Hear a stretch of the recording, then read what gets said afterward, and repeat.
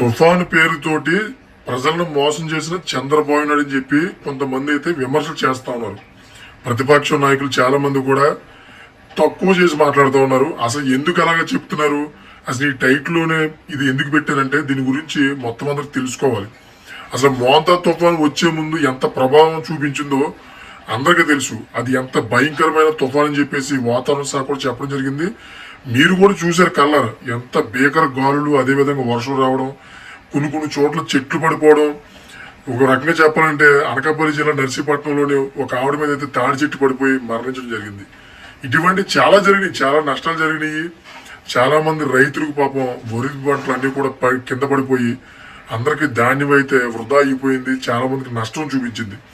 ఇటువంటి తరుణంలోనే ప్రజలకి సాయం చేస్తూ ముందస్తు జాగ్రత్తలు తీసుకుంటూ కూడా చంద్రబాబు నాయుడు గారు ప్రతి ఊర్లో కూడా కలెక్టర్కి ఆదేశాలు ఇస్తూ ప్రతి ఊర్లో కూడా ఎవరెవరైతే కండిషన్ బాగోలేని ఇల్లు ఉన్న వాళ్ళందరినీ కూడా తీసుకొచ్చి ఒక దగ్గర చేసి వాళ్ళందరూ కూడా భోజనం రాత్రి పగలు కల్పించాలి, అదేవిధంగా వసతి కల్పించాలి అందరికని చెప్పేసి ఆదేశించడం జరిగింది. అలా ఆదేశించడం వల్ల చాలా మంది సేఫ్ జాగాలు అయితే వచ్చి ఉన్నారు. అలా కాకుండా వదిలేస్తే ఎలా పడితే అలా వదిలేస్తే కనుక పూరింట్లో అంటే తాటేకిల్లో ఉన్నటువంటి ప్రతి ఒక్కరు కూడా భయభ్రాంతులకు గురయ్యి రాత్రి వచ్చే ఈ తుఫాను వల్ల ఈ గాలుల వల్ల ఎప్పుడు పడిపోద్దని చెప్పి చాలా అంటే చాలా భయంతో అయితే ఉండవలసిన పరిస్థితి ఉండేది. అయితే చంద్రబాబు నాయుడు గారికి ఒక ఎక్స్పీరియన్స్, ఆయన విజనరీ సీఎం మీ అందరికీ తెలిసిందే. ఎటువంటి తుఫాన్లు వచ్చినా కానీ ఆయన అనుభవంలోని ముందుగానే జాగ్రత్త పడతాడు. అందరిని కూడా కాపాడడానికి అందరు అధికారులు కూడాను ఎలర్ట్ చేస్తాడు.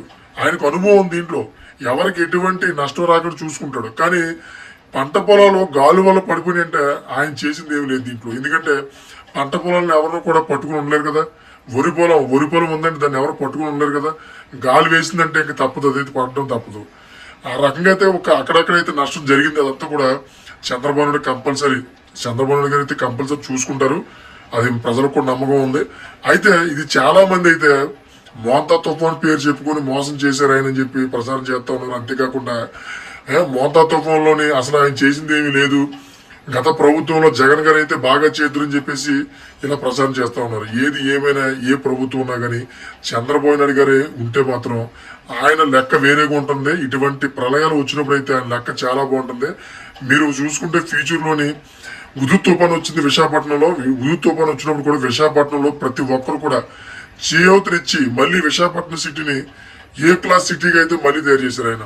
మొత్తం ఎల్ఈడీలు అన్ని పెట్టించి నీట్ అండ్ క్లీన్ గా చాలా తొందరగా త్వరితగతిగా అయితే చాలా తొందరగా అయితే మళ్ళీ అదే సిటీని నీట్ అండ్ క్లీన్ గా తీసుకొచ్చాడు ఆయన. అదే వేరే నాయకుడు ఉంటే కనుక నాకైతే నమ్మకం లేదు. ఇటువంటి చంద్రబాబు నాయుడు గారు, అంతేకాకుండా పవన్ కళ్యాణ్ గారు కూడా దీంట్లో తోడై ప్రతి ఒక్కరు కూడా జనసేన సైనికులు అందరూ కూడా ప్రజలందరికీ సాయం చేస్తూ ప్రతి ఊర్లో కూడా వాళ్ళకి కావాల్సిన సదుపాయాలన్నీ కూడా ఇస్తూ వాళ్ళకి తోచిన సాయం చేస్తూ ప్రభుత్వం తరపున నిలబడ్డారు. చాలా నిజంగా చాలా ఆనందకరమైన విషయం అండి. ఆ నిజంగా హ్యాట్స్ ఆఫ్ చెప్పుకోవాలి. ఇలాగే మంచి పనులు చేస్తూ ముందుకు పోవాలని నా ఉద్దేశం. ఈ టైటిల్ పెట్టడానికి కారణం దీన్ని వివరించడానికి అయితే పెట్టడం జరిగింది. ఫ్రెండ్స్, ఈ వీడియో మీకు నచ్చినట్లయితే కదా నా ఛానల్ సబ్స్క్రైబ్ చేసుకోండి, గడపలో పెట్టుకోండి. Thank for watching friends.